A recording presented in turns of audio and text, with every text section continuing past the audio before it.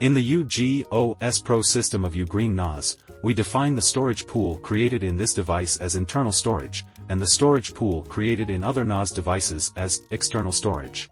If both devices are UGOS Pro systems, you can convert the storage pool created by the other device to its own internal storage.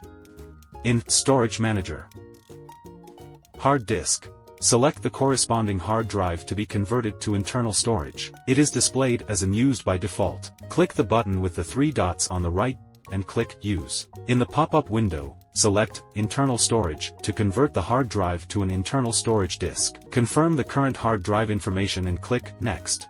Note, if your storage space uses a RAID array, all hard drives associated with the RAID array must be inserted into the NAS device at the same time to ensure that the RAID array information can be correctly read and used normally. For example, if you use 2 hard drives to form a RAID 1 array, you must insert these 2 hard drives into the NAS device together. If the storage pool does not have an SSD cache installed, or it was installed, just click Submit. If the storage pool has an SSD cache and cannot be removed, you need to select the cache corresponding to the storage pool and click Submit. After understanding and checking the risks of converting the hard disk array to an internal storage pool, continue to click Confirm. After entering the account and password to verify your identity, click Confirm, and the hard disk will be successfully converted to an internal storage pool. Click OK to jump to the Storage page for viewing.